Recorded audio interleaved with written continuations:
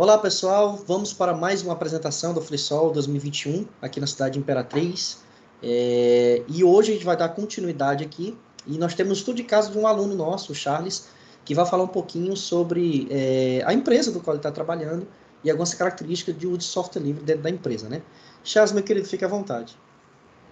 Obrigado, professor. Obrigado os colegas que estão com a gente. Na verdade, eu vou tentar ser o mais breve possível, porque já é um estudo assim que a gente começou lá em 2012, mais ou menos, 2011, quando eu cheguei aqui em Imperatriz. Eu conheço já o Linux hoje bem, né? Mas antes eu conhecia muito pouco. Eu tive o primeiro contato com o meu Linux quando eu tinha aquelas revistas que vinha o CD do Conectiva e, algumas aplicações para Linux, a gente instalava e não sabia nem para onde ia e nem começava. Então, com o passar do tempo, a gente foi lendo, foi conhecendo, não era muito adepto, contudo, foi algo novo que foi acontecendo. Meu primeiro contato com Linux, de fato, assim, trabalhando empresarialmente, foi quando um pessoal da nossa empresa nos chamou para poder fazer um tratamento de implantação de terminal service, o LTSP, Linux Terminal Service Project, que foi implantado uma máquina, simulava o sistema e a gente tirava HD, tirava uma quantidade de memória e subia as máquinas com disquete. Isso ajudou muito a entender o processo de como o Linux trabalha, que o Linux era open source, era gratuito e a gente podia moldar a tecnologia que a gente quisesse para dentro dessa plataforma. E dentro da empresa não deu muito certo por causa, como é que eu posso dizer, de alguns problemas de hardware, posso colocar assim, porque a tecnologia existia, mas os equipamentos quanto à questão de processamento e memória não eram equivalentes. Só para vocês verem, hoje a gente estava vendo aí o Guilherme falando, uma maquinazinha leve. Antigamente uma máquina de 4 GB era um sonho de todo programador ter uma máquina de 4 GB para um processador dual core, no mínimo, para colocar como servidor. E na nossa época não tinha isso. A máquina era 1,5 GB para colocar distribuidamente nesse tipo de serviço para, sei lá, 15 máquinas, 10 máquinas dentro de um salão de vendas, pessoal de escritório trabalhando. Isso comportava muito e deixava com que o processo da máquina hospedeira do sistema ficasse muito lenta. Por isso que o nosso processo nessa época não deu certo. E passou-se bastante tempo, eu ainda trabalhava em outra localidade, eu sou de São Luís, e quando me chamaram para trabalhar aqui na nossa região, aqui da Magazine Liliane, aqui de Imperatriz, eu comecei a buscar entender como funcionava o Linux. E teve um momento que na empresa a gente passou por um processo de licitação de software da Microsoft e via que aquilo ali era muito custoso, a compra de software para poder fazer implantação em servidores. E quando eu vi os valores muito altos, eu falei, não, se antigamente a gente trabalhava com Linux, por que a gente não trabalha com Linux hoje? E aquilo foi assim, instigando a forma com que eu tinha que procurar uma situação de implantação, né, de colocar o Linux de volta para trabalhar dentro da empresa. E aí, como eu não entendia de comando, eu não entendia de distribuição, eu passei uma semana, duas, acho que até mais um pouquinho, e para buscar uma distribuição que funcionasse legal. Porque não teria que ser somente uma distribuição, e eu não entendia. Eu baixava uma, duas, três, quatro distribuições, eu passava dias testando, instalando, até eu descobrir alguma que ficasse legal, né? Procurei a forma com que esse Linux pudesse entrar dentro da empresa. Foi muito dificultoso, falando nesse processo, porque existia logo de início uma resistência por causa do processo passado. Então, será que vai dar certo? Será que não vai? E eu cheguei para o meu chefe de setor na época e falei assim, chefe, eu posso colocar para funcionar? Será que vai dar certo? Arrocha. E foi isso que essa carta verde dele, esse sinal verde dele, foi que me instigou a fazer com que o caso pudesse andar. Então, de imediato, foi procurando distribuições que pudessem ser adequadas ao tipo de situação que eu já tinha visto antes e tentando instalar os programas que antigamente já tinham sido feitos. Então, demorei alguns dias para, de fato, colocar, né, rodar no processo do sistema e, de fato, entre a concepção e, de fato, a implantação, assim, testando, foi demorado, foi mais ou menos 7, 8 meses, se eu não me engano, 1 ano, né, de testar o sistema operacional, de colocar as aplicações que hoje nós utilizamos, de testar essas aplicações nesses sistemas operacionais open source, que a gente foi buscando qual que seria o ideal, e a implantação na loja, sendo que a implantação na loja foi o mais complicado. Né? Então, o processo de instrução para o usuário, que foi um processo um pouco árduo, porque o usuário ele tinha essa barreira. Eu já conheço o sistema operacional que já é o Windows, eu já conheço o Windows, eu já conheço as coisas, já conheço o processo. Mudar o processo, mudar um sistema operacional foi o que posso dizer o mais doloroso, porque o usuário ele tinha essa barreira, ele não queria que isso funcionasse. E, como eu falei, utilizei inúmeras distribuições e e outra coisa, depois das inúmeras distribuições que eu acabei utilizando, eu observei que existia inúmeros modelos de máquinas, inúmeros modelos de arquiteturas dentro da empresa. Então, hoje eu pegava uma máquina que ele tinha um processador dual core, amanhã tinha uma máquina que era um Pentium 4, outra máquina eu pegava era uma AMD, e isso dificultava em saber qual distribuição rodava bem em cada máquina. Foi que depois eu comecei a entender a questão de kernel e questão de distribuição de arquitetura, x86, que é para as máquinas Intel, e a AMD, que é para as máquinas de arquitetura 64.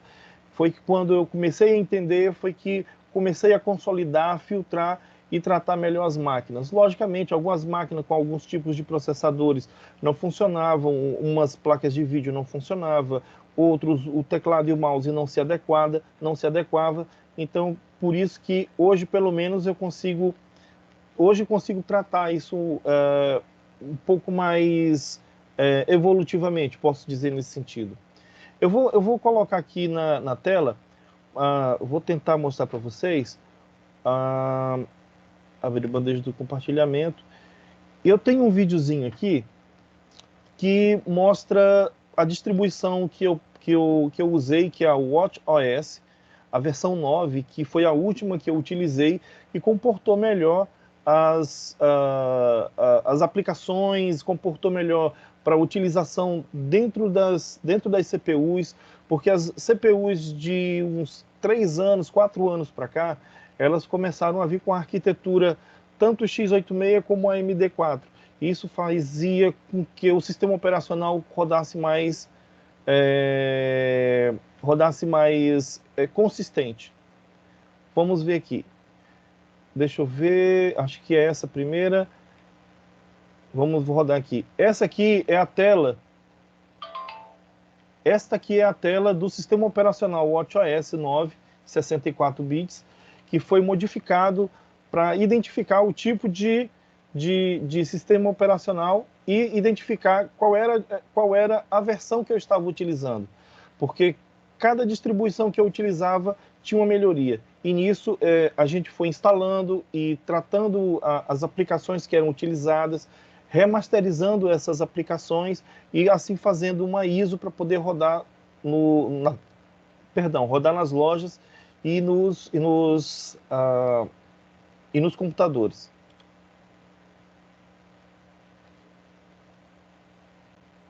Aqui é o início do boot, né, que foi elaborado para poder utilizar nas máquinas, nas ISOs que a gente utiliza nas nossas máquinas. Bem instrutiva essa imagem de boot aí, viu? Na verdade, quando a gente que tem a cabeça assim ainda muito jovem, né? Que eu sou de 44 anos, mas eu tenho a cabeça de 16. Aí eu utilizei o nome Galactus, né? Porque é o devorador de Windows, para poder a gente arrochar nas máquinas para tirar esse Ah, sistema. agora eu entendi. Agora eu entendi. Agora eu entendi, pessoal. Então tá aí uma bela imagem que vocês podem utilizar na tela de boot de vocês. Na verdade, aí o que eu quis é justamente isso, né? É o Galactus, né? Que é o devorador de mundos lá da Marvel, em cima do planeta Windows, para poder detonar os Windows aqui da empresa. E depois da instalação, né? Eu não vou colocar aqui a instalação completa, mas depois da instalação, deixa eu ver aqui. Depois da instalação, eu trouxe deixa eu abrir aqui.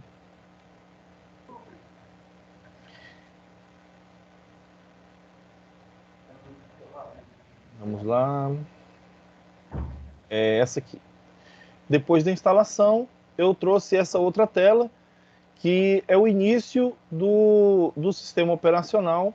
Não sei se vocês conseguem ver aí. Não, acho que não deu. Aí, mudar aqui. E essa outra tela aqui é o início do sistema operacional. Espera ainda. Pronto. Beleza. Depois que instala o sistema operacional, essa outra tela aqui é a tela do boot, trazendo a primeira tela depois da instalação do sistema, que traz a logomarca lá, um esquema legal que mostra que foi o pessoal da nossa TI que fez a instalação. Agora não está rodando aqui. Está rodando aí para vocês?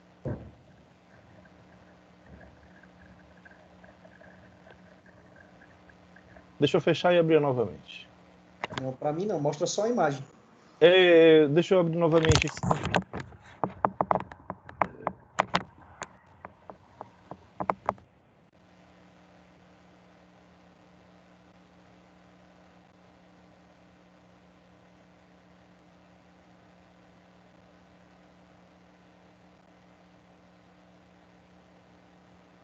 Eu acho que vai rodar.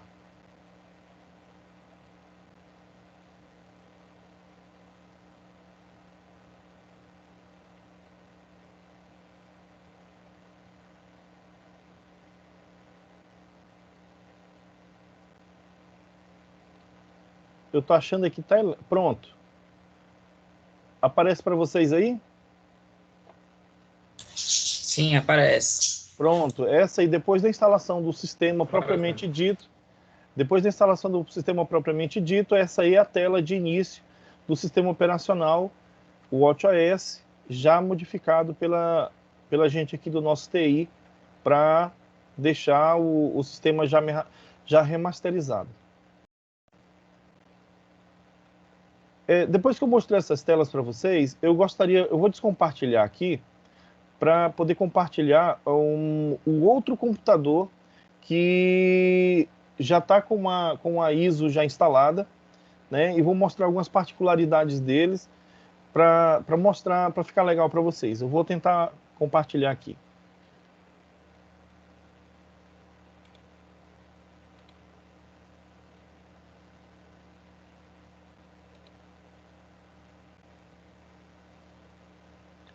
Bom, vocês estão vendo aí essa tela? Sim. Pronto. Sim.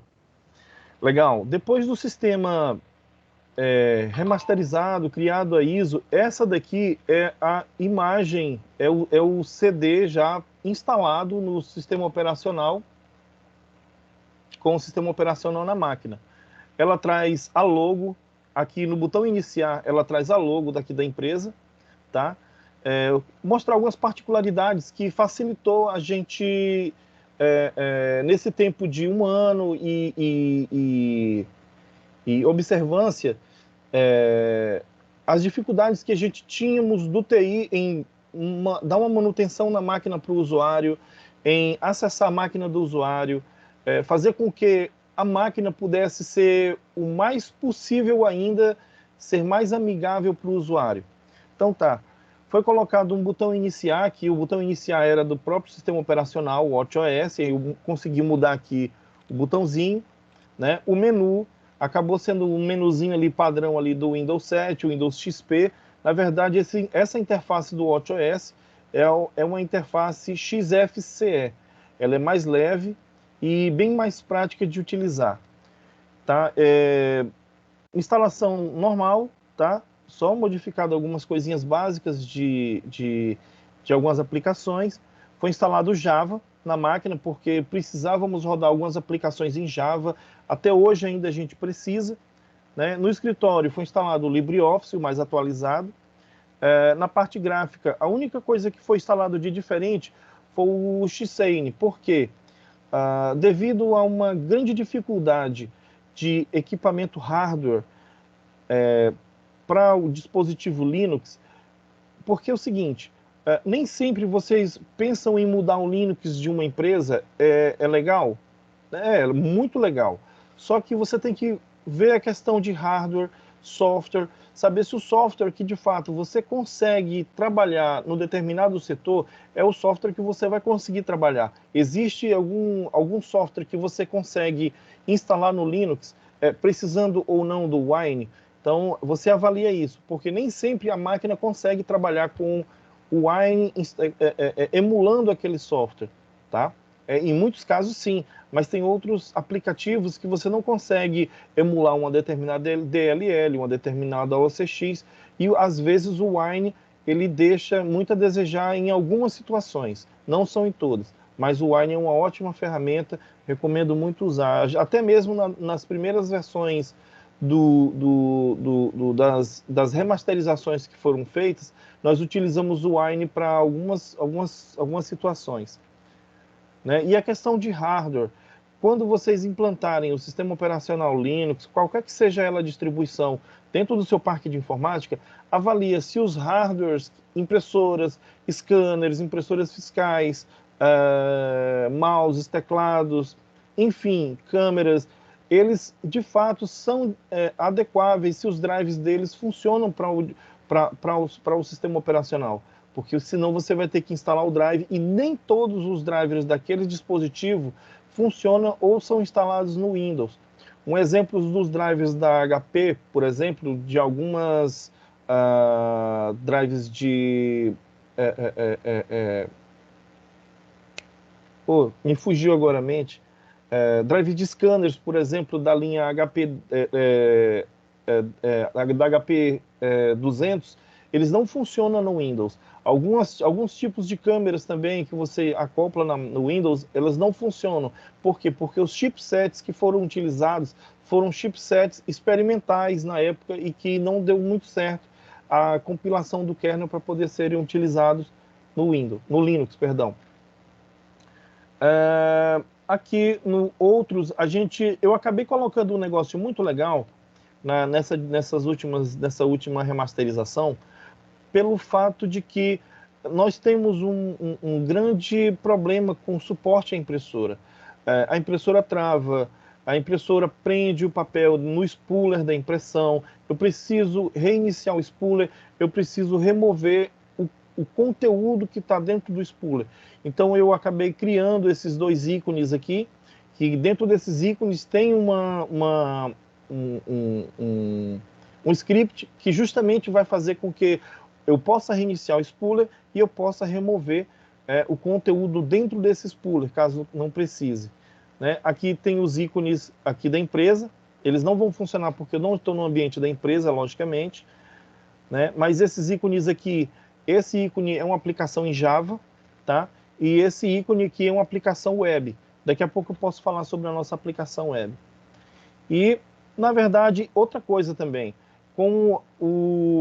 eu consegui colocar com que o XVNC ele pudesse subir na máquina como um servidor de acesso remoto VNC, para que de qualquer lugar onde eu tenha um cliente, perdão, para fazer a conexão e fazer um acesso remoto, eu consigo. Logicamente, por segurança, As máquinas que são Linux só têm acesso a uma conexão de VNC.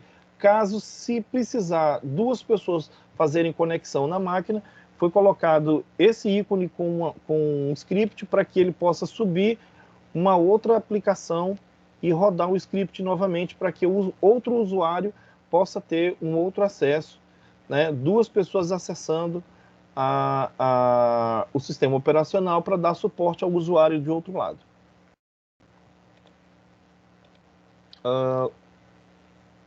E aqui eu coloquei essa aplicação porque em muitos casos a gente já pensou em usar essa aplicação em notebooks, fazendo com que o usuário não só tenha a tela do notebook dele, mas uma outra tela subsequente, fazendo com que ele possa ter um espelhamento da tela. Isso aqui você consegue botar o computador Linux em duas telas para fazer um monitoramento na segunda tela, ou você estiver trabalhando na segunda tela, você conseguir trabalhar com isso, né? Já futuramente, já pensando em pegar esse Linux e colocar no nosso sistema administrativo.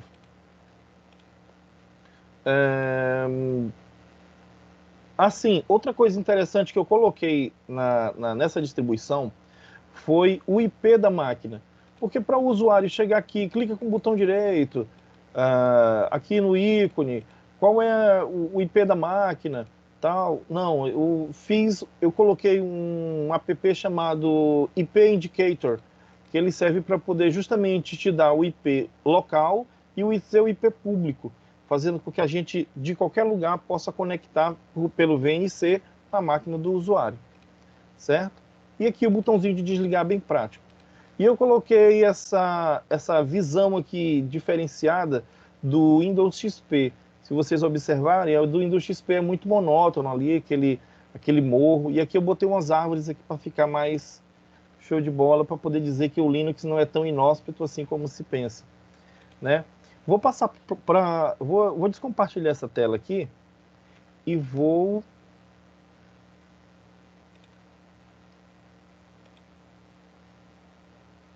descompartilhar essa tela e vou voltar para minha outra tela.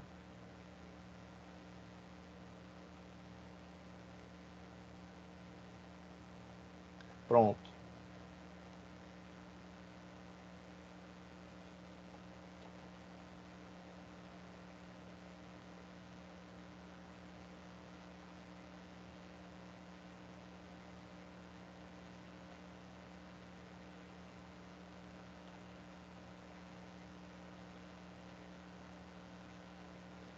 Legal. Com o passar do tempo, nós entendemos que remasterizar talvez não seria a solução, né? Por quê? Porque existia muita atualização dos aplicativos que eram utilizados, do Google Chrome, da aplicação do Xane, da aplicação do XVNC e de uma série de outras aplicações. Isso fazia com que toda vez teríamos que estar fazendo uma nova remasterização. Da última vez agora, eu fiz um teste que deu muito certo. A remasterização ela ainda continua? Sim, porque ela tem muita aplicabilidade ainda dentro da empresa. Só que para testes e algumas outras funções, eu baixei o Linux Mint e criei um script. E esse script, criei também um repositório dentro da empresa, para que esse script possa baixar as aplicações mais atualizadas, não só nossa, mas das aplicações mais as atualizações das aplicações que são instaladas pelo próprio script. Então eu peguei criei uma paginazinha como essa aqui. Vocês estão conseguindo ver essa tela? Sim, sim. Nessa tela eu consegui criar o repositório, né? E o repositório ele aponta para alguns locais. Perdão. Aqui aponta para os locais de drags e arquivos que podem ser instalados separadamente. E em cima um script onde eu consigo instalar o script por completo, fazendo com que o Linux Mint possa ser atualizado de uma vez só, atualizando as aplicações mais básicas que o usuário precisa.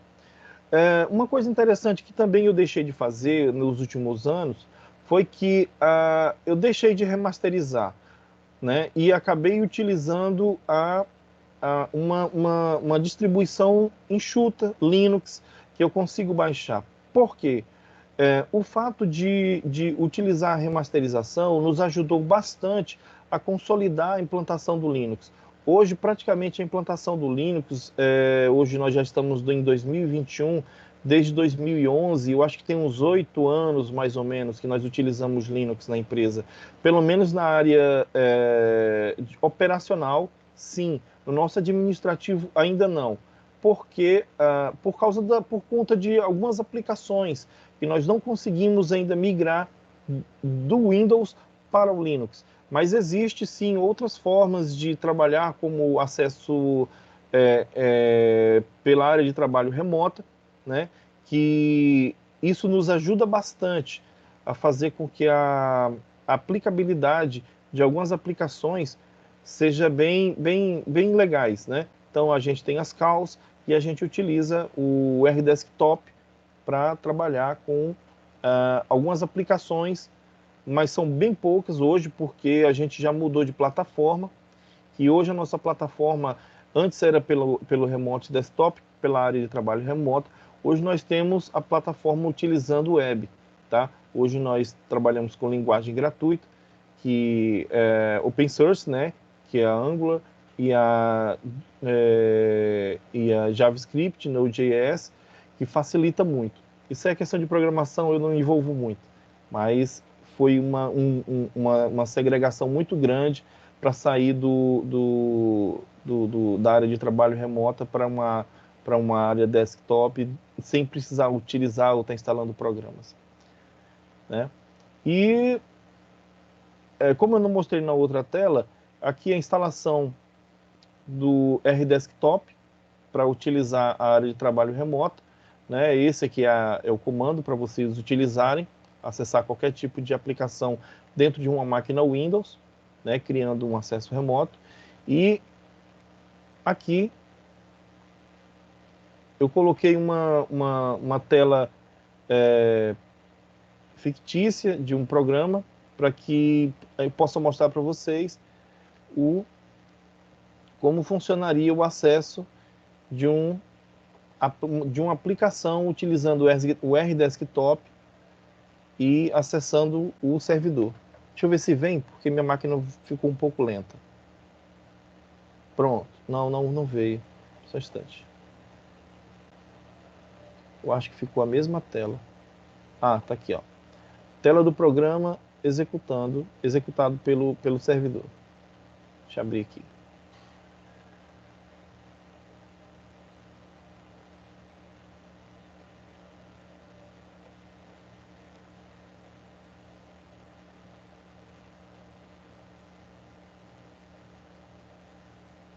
Pronto. Essa é a tela quando a gente utiliza o RDesktop para poder acessar a área de trabalho remota do servidor.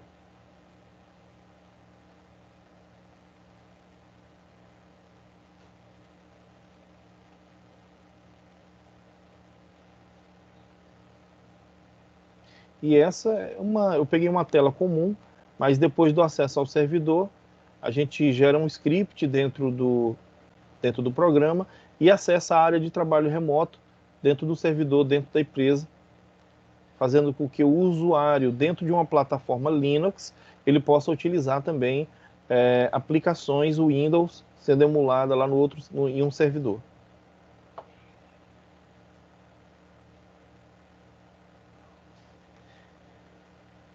Bom, professor, a minha apresentação é muito pequena nesse sentido, assim, eu fico obrigado pela oportunidade e eu só gostaria de convidar vocês a utilizar mais Linux e fazer com que ele possa ser utilizado na empresa de vocês, porque, como eu falei, né, e o Guilherme também comentou, a usabilidade ela é muito vasta, né? E eu quero aproveitar, professor, com essa máquina aqui pronta, eu vou tirar as aplicações aqui da Liliane de dentro, né, da empresa de dentro, vou remasterizar Linux, que a aplicação do RemasterC está dentro dela, e vou disponibilizar essa ISO já com o Remaster Sys dentro para o pessoal trabalhar a remasterização dela aí para a galera. Daqui a pouquinho eu disponibilizo o link aí onde vai ficar a ISO para o pessoal depois brincar com essa ISO aqui que a gente criou. Show de bola, essa ISO vai quebrar o galho. Legal, legal, meu querido Charles. Bem, gente, deixa eu falar outra coisa. E interessante que dentro dessa ISO está o Remaster Sys. O Remaster Sys é um fork que você não consegue encontrar assim, não tão mais fácil. Antigamente teve o Remaster Sys, teve o Remaster, hoje tem o Ubuntu Custom, né? E nem sempre essas aplicações elas vão funcionar dentro corretamente. E essa foi a única que eu consegui e tá show de bola. Por isso que eu vou passar ela para frente aí para vocês. Ok, obrigado, Charles, mais uma vez. Vou deixar aberto para perguntas. E eu achei interessante, Charles, o porquê que eu quis colocar essa ideia, né? Para a galera ver que as empresas podem utilizar Linux, né? Se não me engano, aqui na nossa região, né? Para quem não é do nosso Maranhão, por exemplo, né?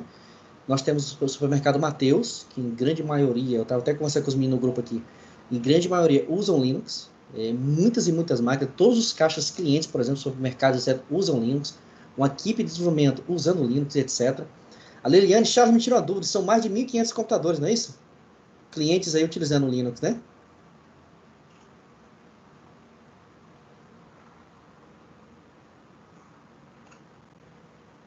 Deixa eu desativar ali. Aí. Se ele estiver falando, ele tá tudo. Hoje nós somos aproximadamente 100 lojas.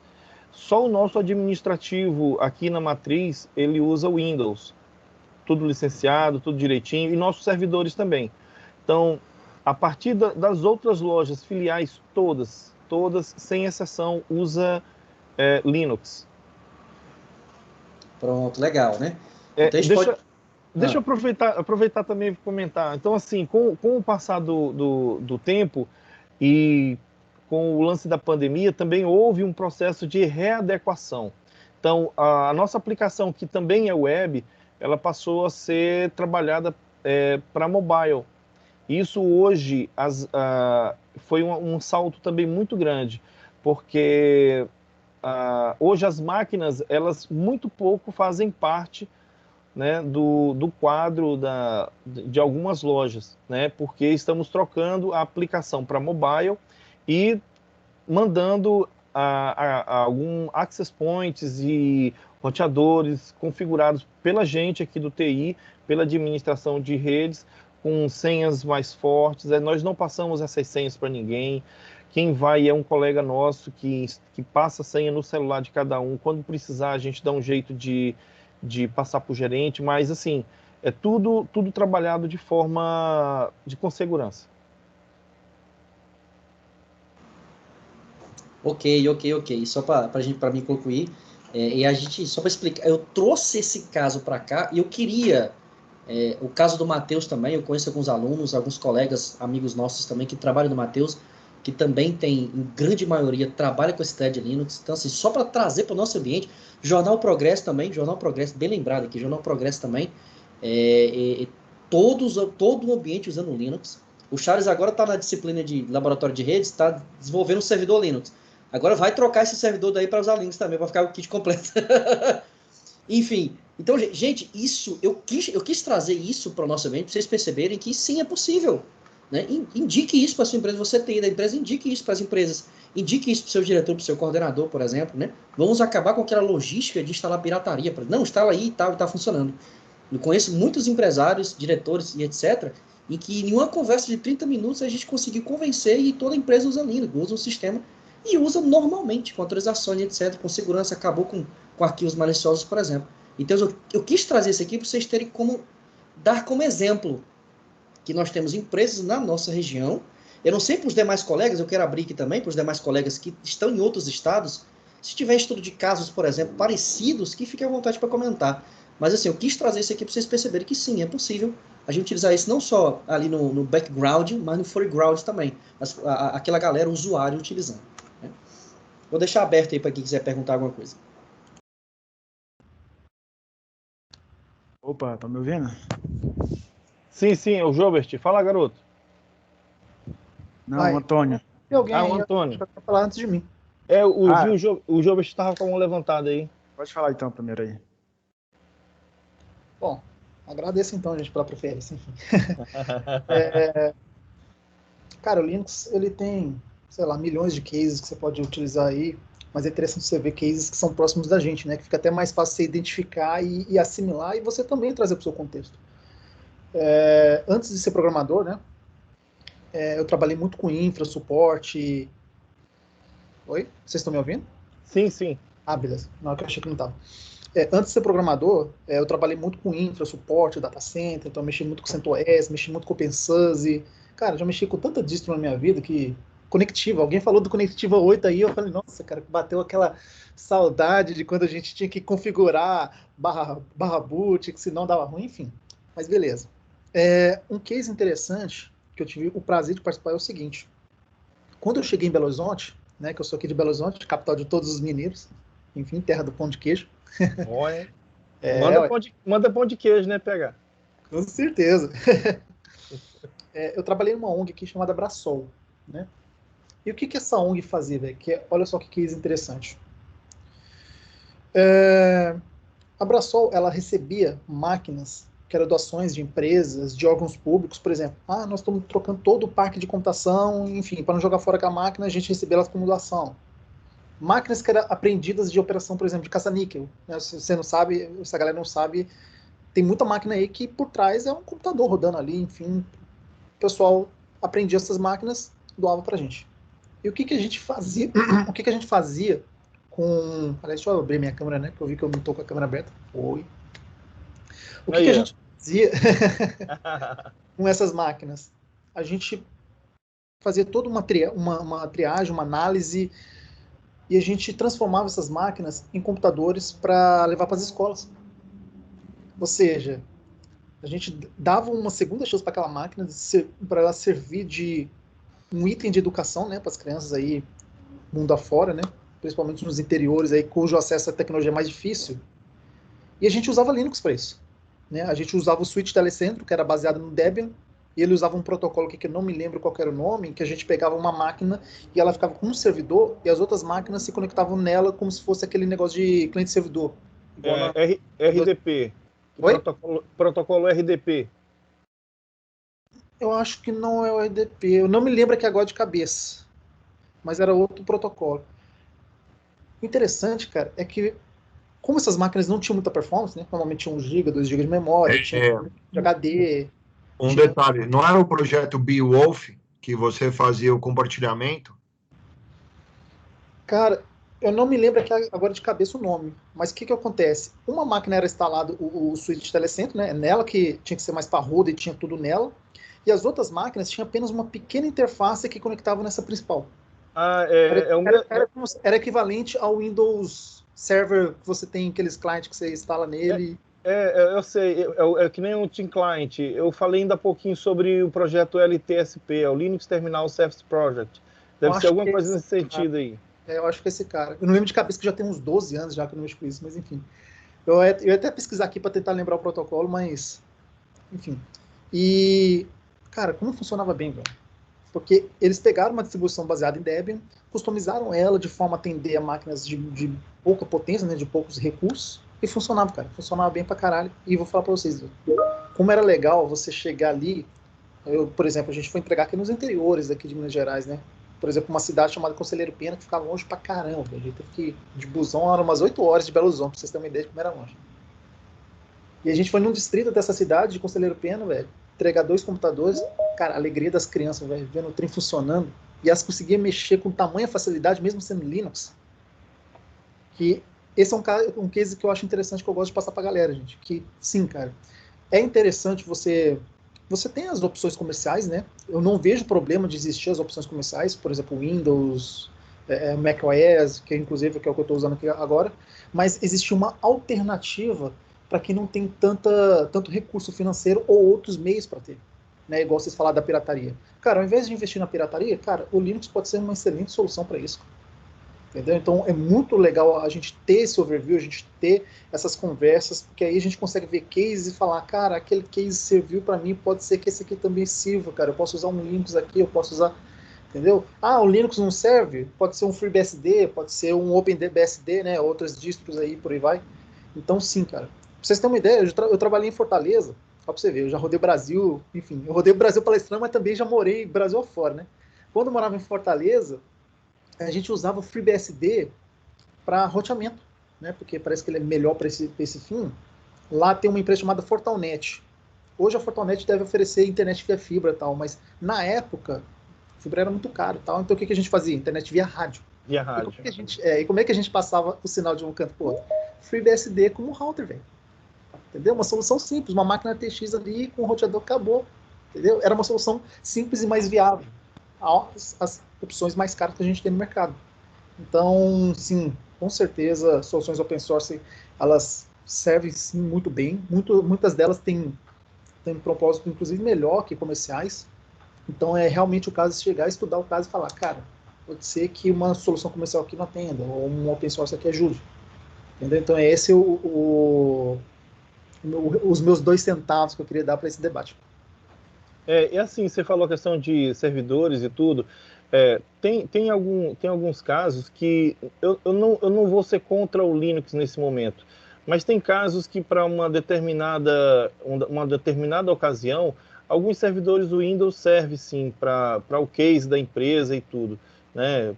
Sei lá, porque o banco de dados lá em Microsoft SQL e não pode mudar, não consegue mudar. Então, não custa nada o cara manter essa estrutura e uma certa estrutura mesclada com Linux, né? Ainda assim, o fator financeiro aí vai cair bastante, a adequação do usuário, do colaborador também, ele ajuda bastante, porque ele não vai ficar preso naquele sistema operacional comercial, entendeu? Ele em casa, ele pode até mesmo dizer assim, poxa, eu vou mudar para o sistema de lá da loja porque eu já estou acostumando a mexer. Então, é por aí. Show, gente. Oi, pode falar. Desculpa interromper, eu fiz uma rápida pesquisa aqui na outra máquina aqui. O protocolo era o LTSP, Linux Terminal Server Project. Era esse que era usado nesse Debian e tal, e aí você conseguia fazer uma máquina com giga funcionar bem. Era incrível. Antigamente eu usava o Kurumin 5, depois foi a saudade aí do PH batendo. Depois o Kurumin 7, até quando chegou o último Kurumin, né, que eu não lembro qual era o nome da distro, né, a gente utilizava, instalava o kernel, fazia a configuração dos arquivos para poder subir placa de vídeo. Só para você ver o teclado, cara, o teclado era configurado se o teclado era PS2, se o teclado era AT, se ia funcionar, qual era a configuração da placa de vídeo que eu ia rodar, tudo isso aí era configurado lá num arquivozinho. Se vocês quiserem, eu vou disponibilizar, eu tenho eu e um colega de Teresina, eu ensinei ele a fazer, nós fizemos um manual, e ele tirou cópia, antes de sair da empresa, ele tirou cópia e me mandou. Eu não sei onde que tá, mas eu vou disponibilizar ele aqui no grupo, lá no canalzinho, lá no Teams, lá do FreeSol, vou disponibilizar pra galera. Que louco, gente. Gente, falar do Kurumin, meu Deus. Eu já ouvi Kurumin hoje, já ouvi Conectiva. Meu Deus do céu, eu tô viajando aqui. Conectiva, Mandrake. Mandrake, meu Deus. A minha primeira distro foi o Conectiva 8 e foi na própria faculdade. Nossa, que massa. Gente, enfim, eu vou dar a sequência aqui, eu vou finalizar a gravação aqui. Obrigado, Charlie, mais uma vez, por esse estudo de casa, para a gente trazer essa ideia. É pena que no FreeSol tem os Installfest, né? Então, praticamente, eu trouxe essa ideia como se fosse o Installfest para a galera tá fazendo. Vou encerrar a gravação aqui. Oi. Aproveitar, assim, a minha primeira palestra, não sei se eu vou conseguir dar outras, fiquei nervoso. Mas obrigado pela oportunidade de estar aqui, de estar falando com vocês. Eu acho que é botar o pé na estrada e, mesmo que seja a primeira, eu fico feliz de estar participando de um evento tão legal quanto esse aqui, do FreeSol. E vamos para frente, vamos que vai dar certo e nós vamos ver o software livre e open source infestando o planeta. Inclusive, ô Charles, muito obrigado pelo seu case. Eu te incentivo a continuar palestrando, a passar o conteúdo para frente. Uma das coisas que eu gosto de falar para a galera é que a nossa área, né, a área de tecnologia, ela é uma das áreas mais democráticas que existe. Porque se você analisar outras áreas, por exemplo, medicina, administração, para você palestrar, você tem que ser o pica das galáxias, o cara que estudou 20 anos daquele conteúdo para poder... Já na nossa área não, cara. Na nossa área basta você ter a vontade de transmitir o conteúdo para a galera e um palco. Né? No caso, nosso palco que está sendo o Teams, né? A galera aqui online.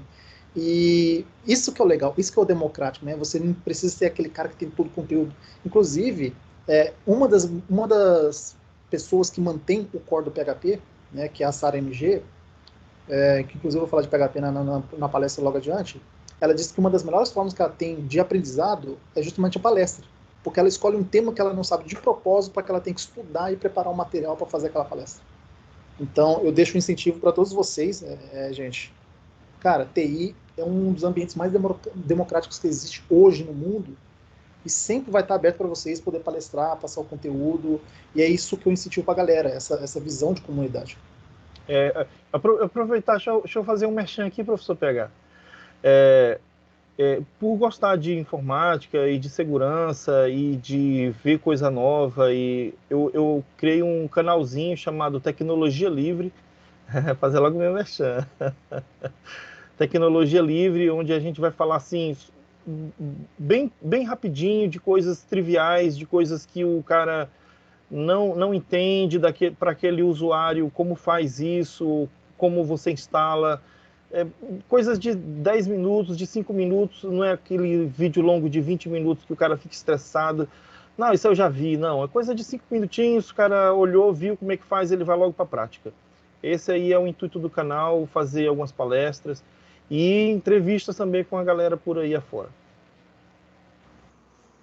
Show, obrigado, Charles. Show de bola, né? E eu vou recomendar. No canal da Escola Hacker Ética, eu vou lhe recomendar, para ter certeza. Né? Vou encerrar a gravação aqui, gente. Show de bola. Fez o merchan aí, né, PH? Já fiz o merchan.